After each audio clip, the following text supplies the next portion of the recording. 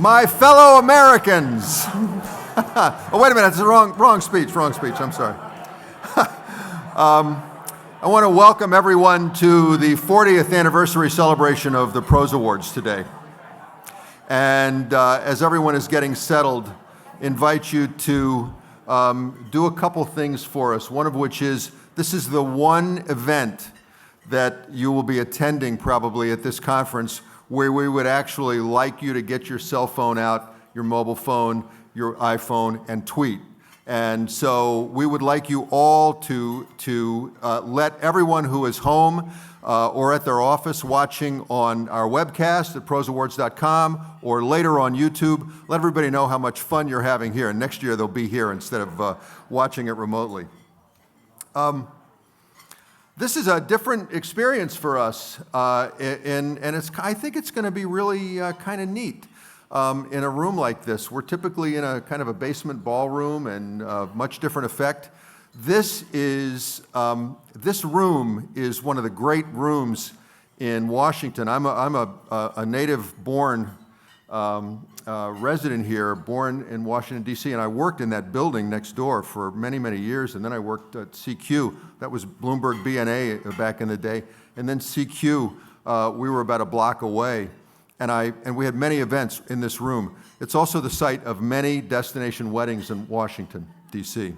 And actually, for this occasion, I've been ordained as a Universal Life Minister, and we have the room until 2, by the way. So, so everybody, please keep that in mind. I asked one of our student interns from GW University what I should say to this group, and he said, I would really like to let everybody know, I want to thank you, this entire industry, for building and creating some of the most valuable products and books in professional and scholarly publishing, at least valuable until the time we try to sell them back. And I said, well, it's working then, right? So anyway, a special welcome to all of you today who are here as well as watching on YouTube. We're going to have a couple of very unusual things happening to celebrate the 40th of PROSE. One of them is a montage from all over the world of publishers and publishing companies and authors that contributed their content this year or in the past to the awards program. We're going to be playing videos of them congratulating us, and it's pretty cool. We're going to be tweeting live in real time, and we hope everybody will do the same. We are here to honor the very best works from every part of the publishing community. And PROSE is a unique program. It's very unique because we not only reward the excellence of the content, but the excellence of the design, the total package. And we not only credit books, but electronic products as well as journals. This year we had a record number of entries for the 8th year in a row. And you're going to notice just how many entries we had because of the expansion of categories in order to accommodate all the entries, and also the expansion of the number of judges that we have, because our judges work very, very hard judging all these books. This year, as in the past, we will be honoring the author of the R.R. Hawkins Award with a $10,000 cash prize. That's huge. Yes. We owe it all to the authors. I have to tell you, in this business, without the authors, we don't have content. And so it's very, very fantastic that the Professional and Scholarly Publishing Division of the AAP makes this cash prize available to the winning author. I want to say thanks to a number of people who have made this day possible, because we make it look easy, but it is not. I want to thank first our intrepid leader of the Professional and Scholarly Publishing Division, John Tagler. John, this is a great meeting. Where are you, man? John's in the back. Senveo Publishers. Senveo Publisher Services has sponsored the audiovisual presentation today. And I tell you, we owe them a huge debt of gratitude, not only for that sponsorship, thank you very much, but also because Senveo, we're going to have our very first app for PROSE Awards. It's almost done. It's going to include everything from today, and we're going to make it available to you very soon. Everyone here will know how to download that app for iPhone, Android, and it's going to show exactly what a great program we've got and how great Senveo is. So thank you, Senveo Services. I think some of them are right here at the table in front of me. I would like to thank Kate Calendo. Kate, for the 8th year, you have also been a huge stalwart. During my entire tenure as chairman, I don't know what I would do if I did not have Kate Calendo. So thank you very much from the bottom of my heart. Thank you, Kate. We have some judges with us, a number of them actually. We have 17 judges in all. I'd like to acknowledge those that I know are in the room. Nigel Fletcher-Jones, Ed Barnes, Jeff Dean, Beatrice Rell, Michael Fisher, Barbara Chen, I hope you're here, and Peter Berkery. And thank you guys. Would you please make yourselves known to us so we can thank you with a great round of applause. Stand up if you're a judge, please, and you're here.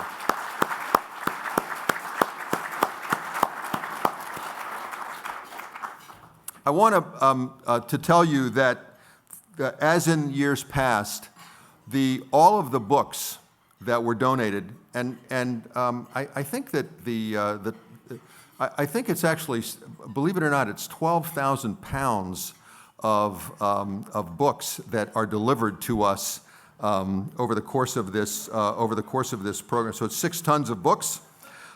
We are giving those books to the Medgar Evers College Library in Brooklyn, and also to the American University in Cairo. We're donating them and dividing them between the two. Not only does this contribute to the scholarship and the access of these books to these great institutions, keeps them out of the used book market. So it's good, it's working, all right? How do we know? Someone yelled. All right. We have it on good authority. We've got a great program planned for you this afternoon. We're going to be premiering 2 films. One is a very short film and one is a longer film. During our lunch, which is about to begin, we're going to be showing a slideshow of all the PROSE category winners. Many of you represent publishers that won in this category. We also left on your chairs a list of all the category winners. So please, for those who are here in the room, you have that list. For those that are not, you'll have it available online at proseawards.com.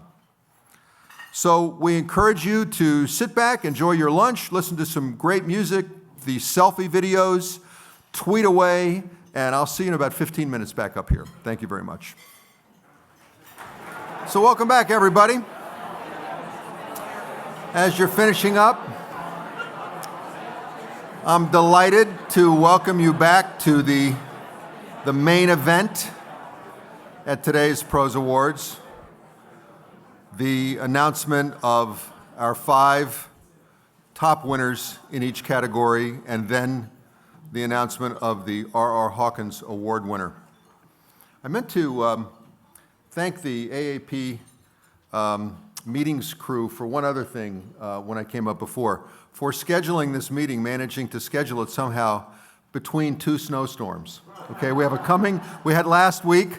You know that in DC we have the weather often of Buffalo, but the snow plowing ability of Miami Beach. So we don't want to mess with that. So it's really good that we're in between those 2 storms. Another one coming apparently Monday.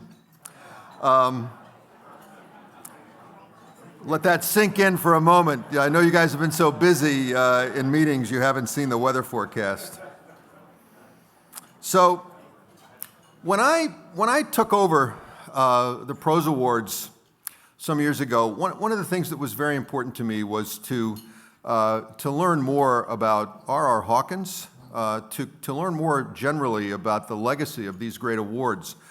We had not always done a great job of really preserving the institutional memory over these 40 years, even of the R.R. Hawkins winners. And in fact, I have to tell you that when I came in, initially, we didn't know who some of the early winners had been of the Hawkins Prize. And to me, that was just almost inexcusable for us not to really do our best to find every winner and identify them and really, for all time, to acknowledge them. We did it this year. It's really great. And many of you work for companies that have been winners in the past and probably predating, almost always predating your being there. Now you'll know. So thanks to it was the AAP communications team in Washington that found in the archives the list of all the Hawkins winners. And so what we were able to do was create a film, and we wanted it to be 60 seconds long. And we started with a working title, 40 and 60. And so we created our first film of the day called 40 Years of R.R. Hawkins, 40 and 60. And I wanted to think that probably if R.R. were still with us, he would really like it too. So you see a little, keep a close eye, because you'll see a little glimpse of that as well. So without further ado, let's present the first film of the day, R.R. Hawkins, 40 and 60. 40 years ago, as the USA celebrated the bicentennial, a legacy of celebrating professional and scholarly excellence was born, the R.R. Hawkins Award.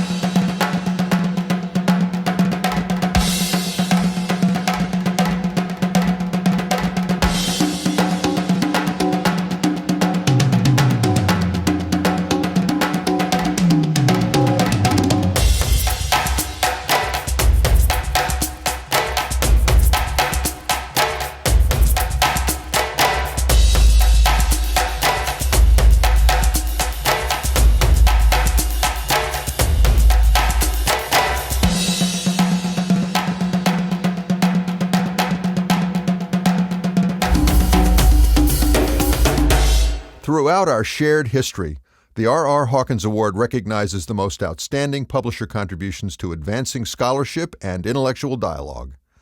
The R.R. Hawkins Award, honoring professional and scholarly excellence for 40 years. All right. And thank you, R.R.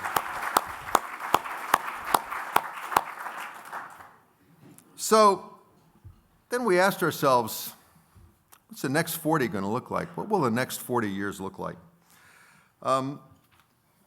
That's a tall order. I don't even know what the next... Actually, Joe Esposito did a piece the other day in the Scholarly Kitchen that really had an effect on me. Anything that we're working on now probably comes out 3 years from now, and beyond that, I don't know what the future is going to look like. I don't think that we know. We try to be agile, as we say here, but who knows? But then, as we were kicking around ideas in the writer's room, we asked ourselves, okay, we may not know what it looks like, but we kind of have an idea who is going to be defining it, right?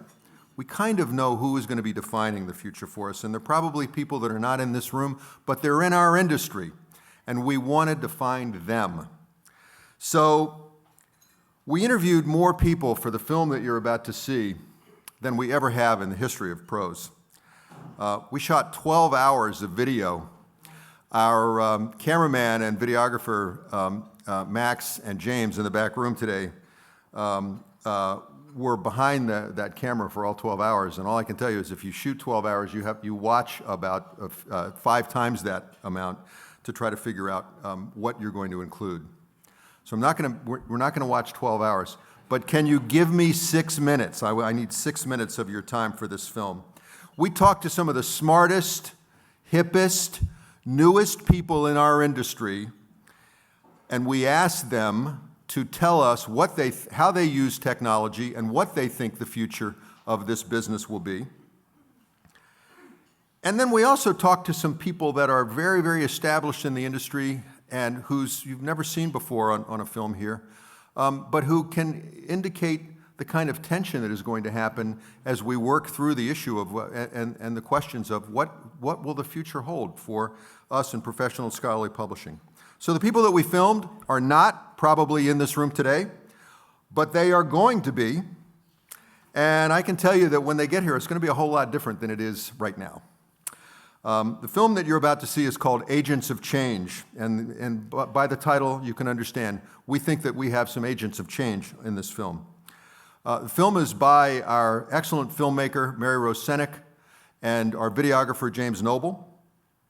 You're going to meet some ideas and people who are shaping the future of our business, and you're going to see the tension, I think, between the now and the future. So it gives me a great pleasure to introduce our next film, Agents of Change.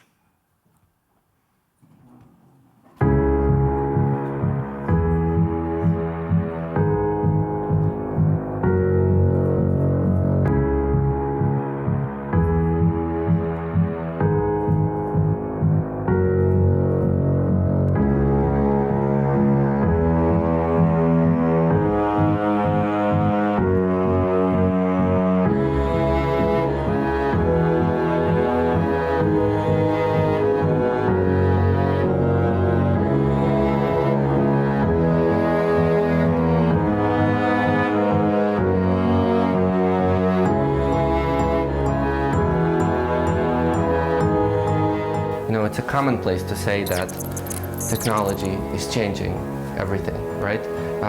We know that technology is having a great impact on the way we read, the way we write, the way we learn. And it's my goal and my kind of what I want to do is make sure that my students and my colleagues participate in creating that change and not just become just passive recipients of that change. How can you be creative if you are bombarded every 10 seconds with something?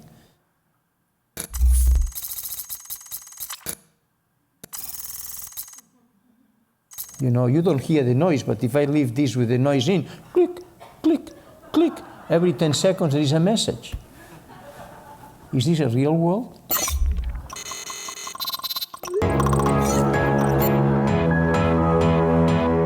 We're connected all the time, and sometimes it's hard to put it down. Like my phone is literally in my hands 24/7. When I think about our generation, we're kind of always told you have to do what you love and like, follow your dreams. Interesting part is that there's evidence that the personalities have changed. That's really dramatic. That's the most important factor. I don't always think that these things fall neatly along generational lines. Like, I think it's more oriented by like the sort of personality that the sort of person brings to it. I mean, I like technology, but not necessarily the new ones. In 2014, I did not use my iPhone at all, and I did use a flip phone, which was a challenge. I have basically the same phone that I had in high school. It does not access the internet at all. But the smartphone, you know, I can get my email, I can go on a website, and it's always with me. I'm not carrying around my desktop or my tablet. And now you have an iPhone. She's the proud Nirvana. This is a recent. She pulls me into the 21st century, kicking and screaming. There was some futurist who predicted that everybody would get long pointy thumbs, and you know, from texting, we'd wind up with long pointy thumbs, and our necks would get longer because we're like craning down.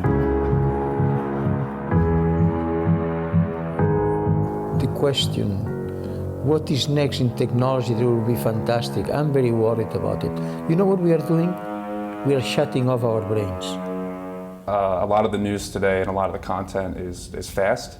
People just want to get it out there. And that's kind of like what I like about scholarly publishing is it's well thought out, it's researched. For example, Google News, it tailors itself to your search history.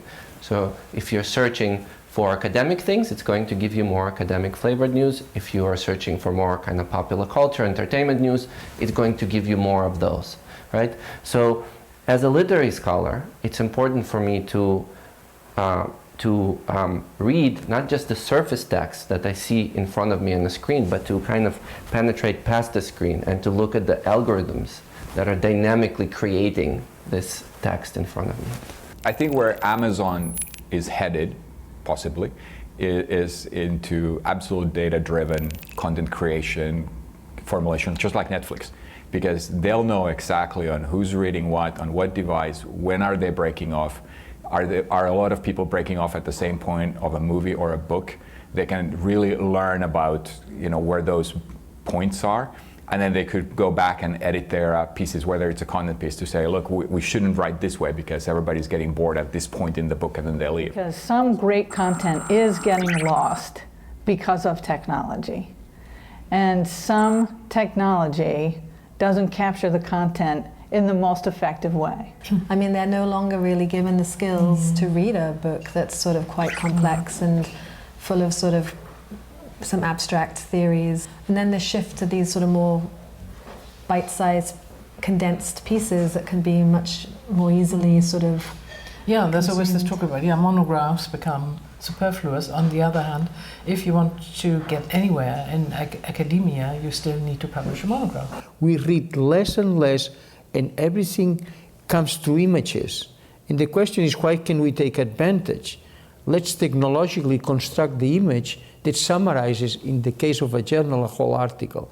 I think that the future of education will involve a whole lot of video. And I think the future of reading may involve video. The future of publishing will involve video. It's really understanding how people are consuming the content and whether they get bored or they get excited, and then they follow, like they break their patterns. The text that you see on the screen is dynamically generated. And that text is changing and suiting itself to my personal preferences. So when I pass you the digital book, there is no guarantee that the text on the screen remains the same. So most exciting right now in my position is the ability to really kind of follow people and what they're doing, what they're interested in, and their actions. We need to provide the best search function so that people can just get their answer, and it doesn't matter exactly where it came from, book, journal, etc. Maybe some of the new information means like holograms may play out.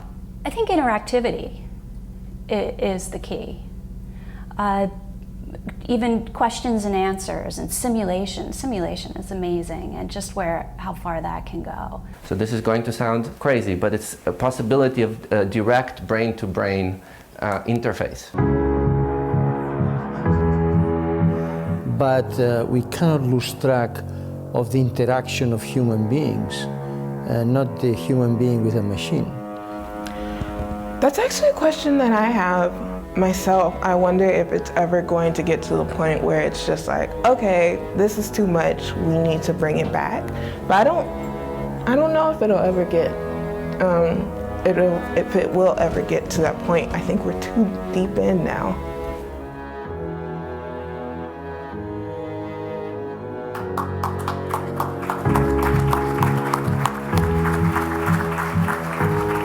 All right. Thank you very much. That's I'm very, very pleased that we were able to show you some of the great minds of tomorrow. I can't wait for the direct brain-to-brain interaction, by the way. I already told somebody that's going to be totally cool. It's going to be great. Okay, so we are going to present. We've got a little sidebar going down here. Would you like to come up and tell us the joke? Okay. I want to know anyway. Okay, so we're going to present the 5 top category winners in prose, and then follow that with the R.R. Hawkins Award winner. We had 50 category winners, and you guys have the list of all those winners.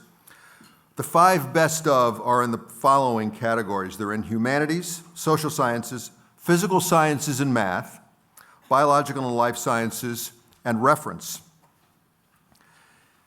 And now, to help me present these winners is Tom Allen, our CEO of the Association of American Publishers, and the former member of Congress from the great state of Maine. Tom, welcome. Thank you. It means a lot to me that you have been here every year. Thank you. Thank you very much. Well, unlike some of my former colleagues, I will be brief and just say that thank all of you for being here. I want to, of course, thank our PSP division, Kate Calendo and Sarah Pinto and John Tagler for all the good work they do, not only to provide you with the kinds of services that I hope you and your companies enjoy, but also, more than enjoy, can find useful, but also for putting this on. And I do want to say one thing that John Jenkins mentioned to me earlier. He said that there was agreement that this year was a giant step up in terms of the nature, the innovative nature of the publications that were presented. It felt to him and to others as if this was a step up, and so now the pressure's on to keep it up for next year. But I'm always glad to be here to participate in this dramatic opening. It's not as dramatic as some others we see on television. But anyway, thanks again. Thank you, Tom. Thank you. And to follow up on that, I'm glad Tom mentioned that. As we were judging, it was actually John Tagler who noticed or who made manifest something that we all were noticing, which was, John said, we're at an inflection point this year. This is, first of all, we've never had more entries than we had this year, but we've never had more innovative entries. We had books, textbooks, that when you open them up looked much more like graphic novels than texts. This is how information is being communicated to the next generation. And we saw publishers taking big risks, big chances, making big investments in very innovative digital products that were for the first time were born digital. So yes, I agree, inflection point, and it'll be very interesting to see what we have here when we come back this time next year. So let's roll the categories. And so James and crew in the back, we have the 2016 PROSE Awards for Excellence in Humanities. And there are a number of entries. Pay attention, these are great books. All right, roll them, guys. The finalists for the 2016 PROSE Award for Excellence in Humanities are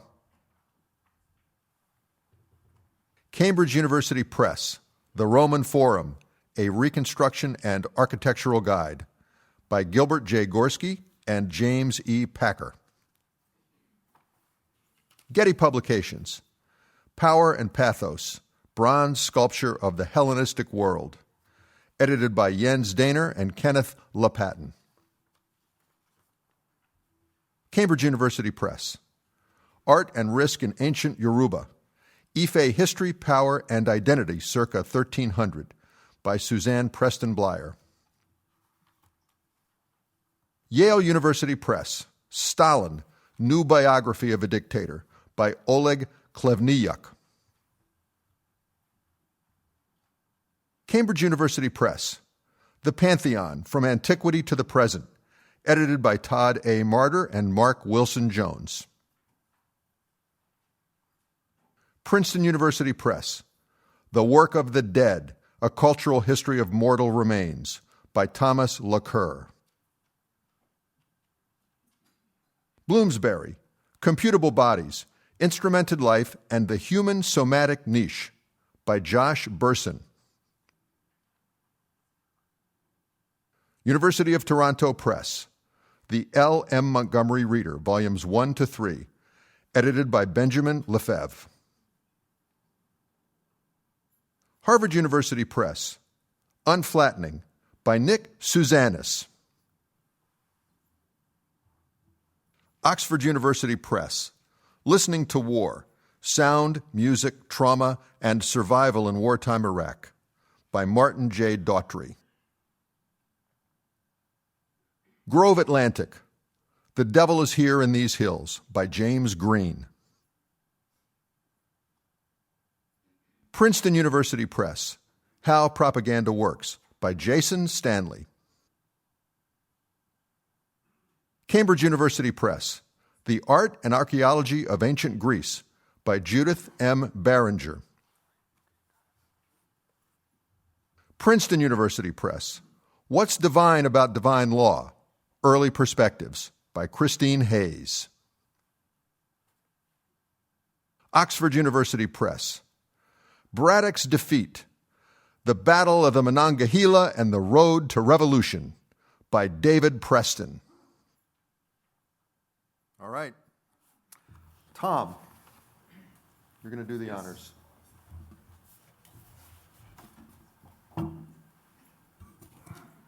This has never happened since I've been here. Seldom happened.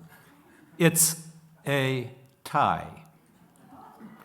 The 2016 PROSE Award for Excellence in Humanities goes to Cambridge University Press, The Roman Forum, A Reconstruction and Architectural Guide by Gilbert J. Gorski and James E. Packer. And please welcome Beatrice Reel to accept the award for Cambridge University Press. There you go.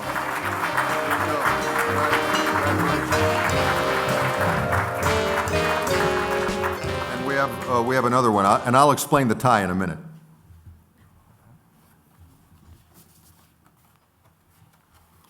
The 2016 PROSE Award for Excellence in Humanities also goes to Harvard University Press, Unflattening by Nick Susanis. Accepting the award for Harvard University Press, please welcome Jeff Dean, Executive Editor for Physical Sciences and Technology.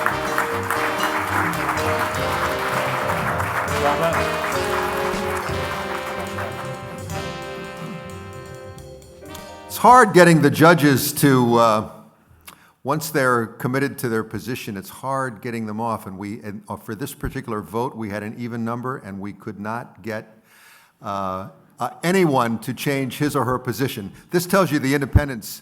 It gives you a little bit of an idea. Last year we did a film about this, the independence of our judges, but they're great. Okay, so now we go to the 2016 PROSE Award for Excellence in Social Sciences. The finalists for the 2016 PROSE Award for Excellence in Social Sciences are Berghan Books, European Products, Making and Unmaking Heritage in Cyprus, by Gisela Vels. Princeton University Press, Houses for a New World, Builders and Buyers in American Suburbs, 1945 to 1965, by Barbara Miller Lane. Public Affairs, Geek Heresy, Rescuing Social Change from the Cult of Technology, by Kentaro Toyama. Harvard University Press, Inequality, What Can Be Done, by Anthony B. Atkinson. The MIT Press, Revolution in Higher Education, How a Small Band of Innovators Will Make College Accessible and Affordable, by Richard A. DeMilo. Princeton University Press, Locus of Authority, The Evolution of Faculty Roles in the Governance of Higher Education, by William G. Bowen and Eugene M. Tobin. Columbia University Press, The Hillary Doctrine, Sex and American Foreign Policy, by Valerie M. Hudson and Patricia Liddell. Cambridge University Press, Borderless Wars, Civil-Military Disorder and Legal Uncertainty, by Antonia Chais. Public Affairs, The Biology of Desire, Why Addiction is Not a Disease, by Mark Lewis. The University of California Press, The Scholar Denied, W.E.B. Du Bois and the Birth of Modern Sociology, by Alden D. Morris. Cambridge University Press, Causal Inference for Statistics, Social and Biomedical Sciences, by Guido W. Imbens and Donald B. Rubin. Elsevier, Journal of Transport and Health, Editor-in-Chief Jennifer Mindell. And the winner The 2016 PROSE Award for Excellence in Social Sciences goes to University of California Press, The Scholar Denied, W.E.B. Du Bois and the Birth of Modern Sociology by Alden D. Morris. Accepting the award for University of California Press, please welcome Alden D. Morris.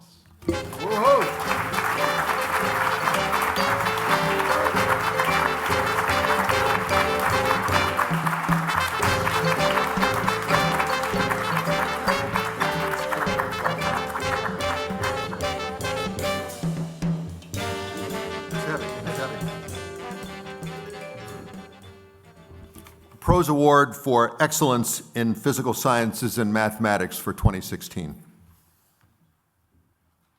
The finalists for the 2016 PROSE Award for Excellence in Physical Sciences and Mathematics are International Press of Boston, From the Great Wall to the Great Collider, China and the Quest to Uncover the Inner Workings of the Universe, by Steve Nadis and Xingtung Yao.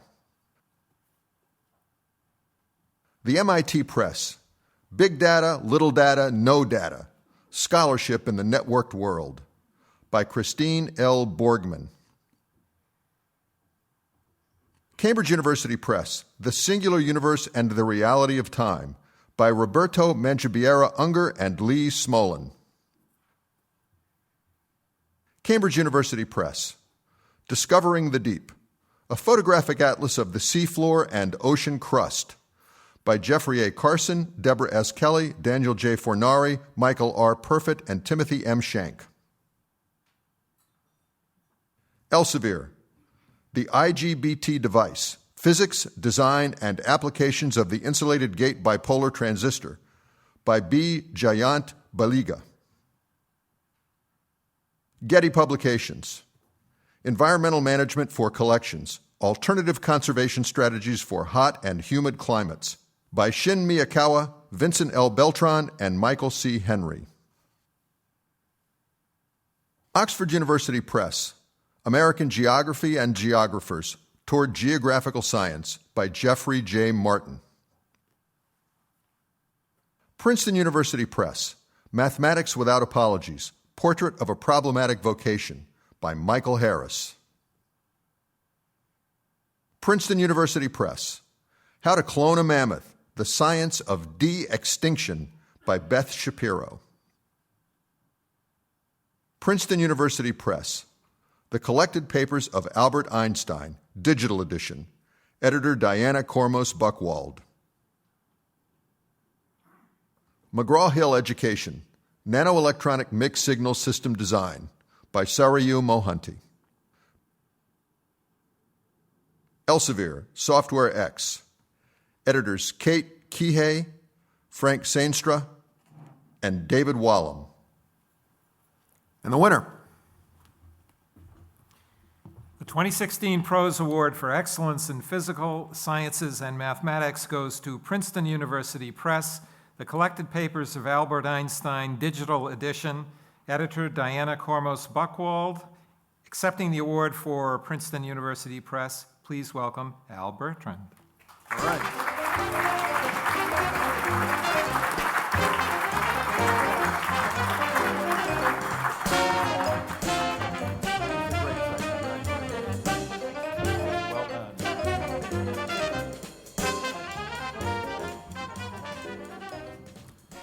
I don't know whether any of you have been to that site.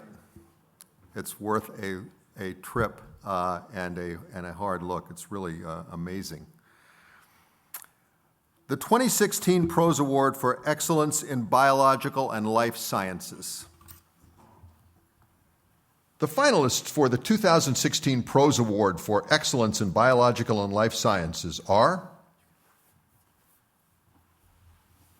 Cambridge University Press, Structural DNA Nanotechnology, by Nadrian C. Seaman.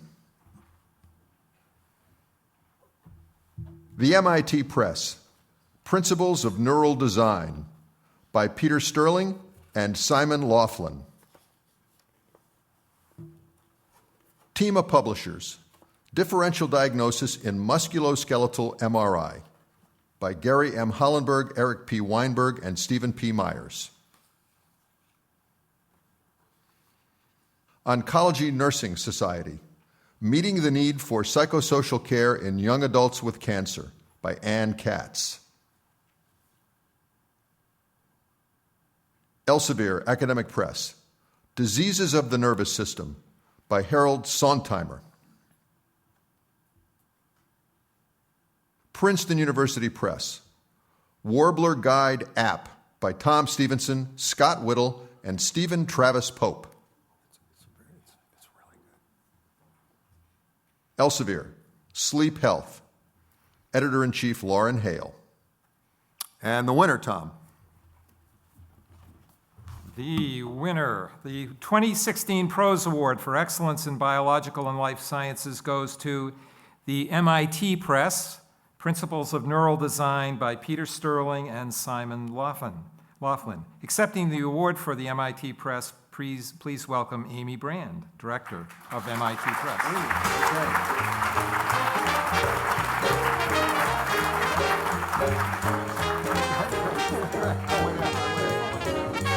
Congratulations.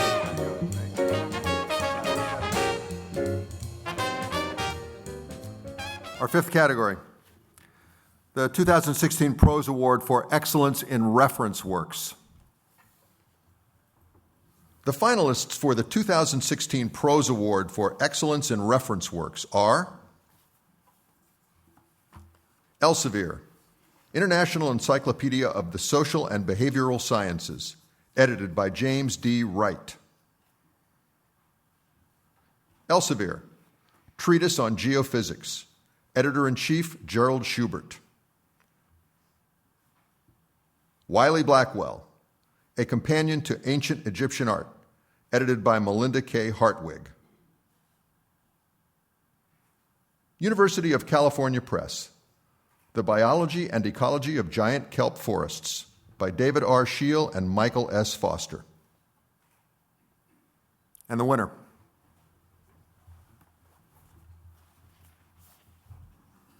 The 2016 PROSE Award for Excellence in Reference Works goes to Elsevier, International Encyclopedia of the Social and Behavioral Sciences, edited by James D. Wright.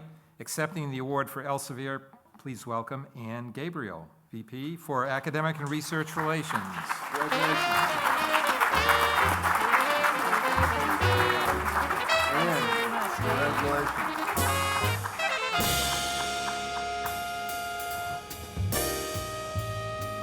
We're available afterwards for photos also. We're going to be, anybody that wants a photo with Tom, up here afterwards, we'll get it.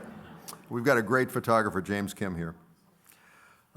He's worked a number of weddings here too, and we take you out to the garden. And I'm just saying.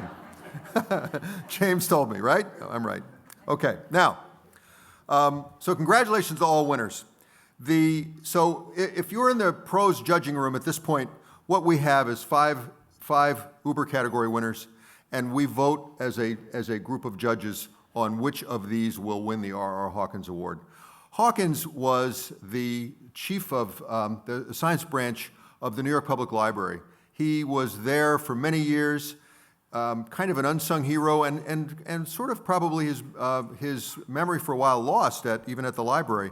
But during World War II and after World War II, he was responsible for rebuilding, working with the U.S. government to rebuild the libraries of Europe that had been devastated during World War II. A huge task that when this award was created, the powers that be that were then in power at the AAP believed was highly deserving of recognition, and we think so to this day. So that's R.R. Hawkins. We have a $10,000 check that goes to the author, not the publisher, the author of this of the winning work, and as it should be, as speaking as an author. Tom Allen is going to do the honor of presenting this award, but first let us summarize who is in contention for this award. So James, take it away. The finalists for the 2016 R.R. Hawkins Award are Cambridge University Press, The Roman Forum, A Reconstruction and Architectural Guide by Gilbert J. Gorski and James E. Packer. Harvard University Press, Unflattening, by Nick Suzanis. University of California Press, The Scholar Denied, W.E.B. Du Bois and the Birth of Modern Sociology, by Alden D. Morris. Princeton University Press, The Collected Papers of Albert Einstein, Digital Edition. Editor Diana Kormos Buchwald. The MIT Press, Principles of Neural Design, by Peter Sterling and Simon Laughlin. Elsevier, International Encyclopedia of the Social and Behavioral Sciences, edited by James D. Wright. Okay, Tom, pray tell. You ready? The 2016 R.R. Hawkins Award goes to University of California Press, The Scholar Denied, W.E.B. Du Bois and the Birth of Modern Sociology by Alden D. Morris. And accepting the award again for the University of California Press, please welcome Alden D. Morris.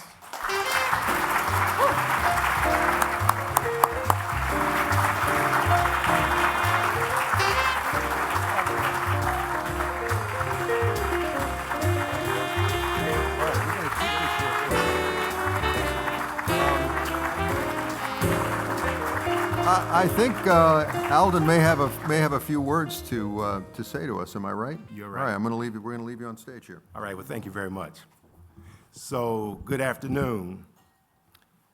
It is an honor to stand before you today and to accept the 2016 R.R. Hawkins Award of the Association of American Publishers. I am proud to be a part of this award ceremony because it honors Mr. Reginald Robert Hawkins for the many contributions he made to the scholarly publishing industry. At 40, this award is slightly older than me. Okay, just kidding. I want to thank the talented professionals at the University of California Press for assisting me in producing and publishing The Scholar Denied.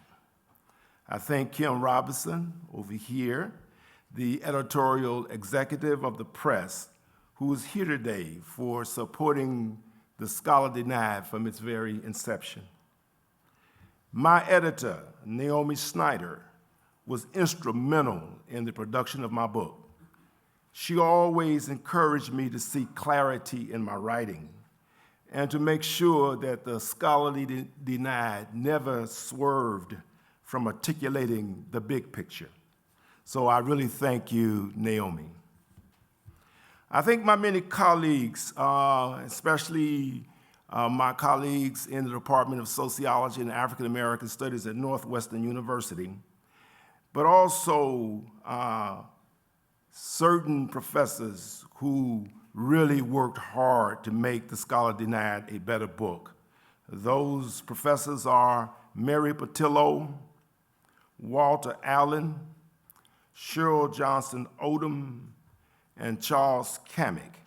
They critiqued the book and made it better. Finally, I thank my wife, Kim Morris, who's here, for providing important input into the book and for putting up with me all of these years while I was producing it. Also, I would get beat up when I go home if I did not mention the input by my daughters, Kiana, Yandi, and Kamaria. Also, I would get beat up twice if I did not mention my friends at my barbershop, Beauty Solutions on the south side of Chicago.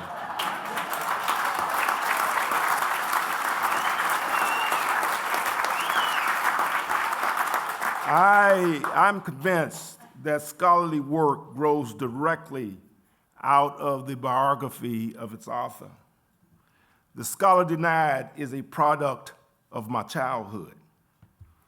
I was born in the heartland of Jim Crow racism in rural Tutwiler, Mississippi in 1949.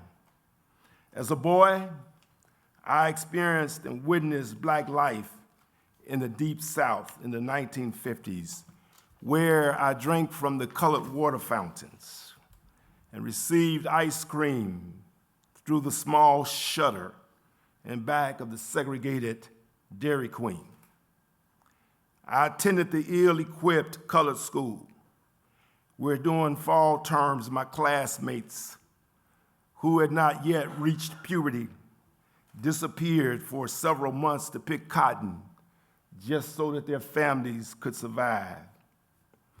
Yet, despite all the backbreaking work Black people performed, we never had enough food or adequate clothing. There was also fear and violence, which I experienced through the indoctrination of the Jim Crow rules early in life. An early memory of the 1955 lynching of 14-year-old Emmett Till, a Chicago visiting Money, Mississippi, located just a few miles from my home. So I am a member of what Joyce Ladner, the sociologist, called the Emmett Till generation, who consists of Blacks traumatized by the lynching, which left a lasting imprint on me, though I was only 6 years old. The brutal system of Jim Crow racism acted as a straitjacket of economic and political oppression that unleashed daily humiliations that ate away at the dignity and soul of African Americans. So that from the age of 6, Till's murder rudely awakened me to racism and prompted the question of why would whites could commit such a terrible crime against a boy not much older than I was. Although I did not have the conceptual tools to understand racial oppression then, these were questions pertaining to caste, to a new form of slavery and racial violence. Beginning with my childhood, these questions became an enduring, emotional, and intellectual obsession that I sought to answer. I first discovered possible answers to these questions in W.E.B. Du Bois's writings that I encountered in community college in Chicago. I was introduced to Du Bois's theory that the color line would shape the social world of the 20th century because it was a durable global structure of inequality supported by white supremacy worldwide. I learned of Du Bois's concept of double consciousness, where he described Black people as possessing a divided self, torn by psychic warfare, asking, am I an American or am I a Negro? At this early stage of my academic career, I developed a large appetite for reading more Du Bois because I thought it would provide more insight as to what it meant to be Black in America and how racial oppression could be overthrown. As I completed my education, earning a bachelor's and PhD degrees in sociology, I was very disappointed that we never were required to study the works of Du Bois. I felt keenly that there was an intellectual lacuna because Du Bois's scholarship and worldwide racial equalities were not topics of analysis. This void seemed particularly perverse precisely at the time when protests and revolutions were forcing white oppressors around the world to confront the color line and to dismantle racial systems of domination. I am honored to receive the 2016 R.R. Hawkins Award because it will help my efforts to bring Du Bois's social scientific scholarship before the public so that it can assist us to reach a deeper understanding of America's vexing challenge, the race problem. I thank you.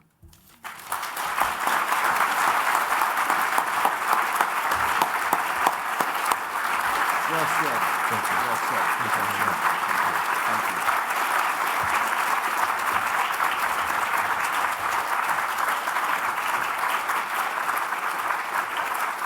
And don't forget this.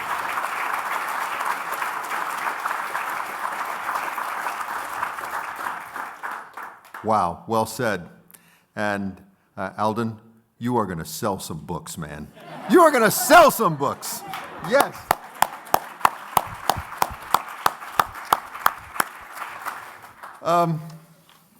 That's hard to top. I think what I would like to say is thank you, everyone. Congratulations to our winners. Congratulations, Alden. Well done, all. I look forward to seeing you back here next year. And keep the great innovation, the great scholarship, keep it all coming. It's working, and we are stronger than ever. Thank you, and good afternoon.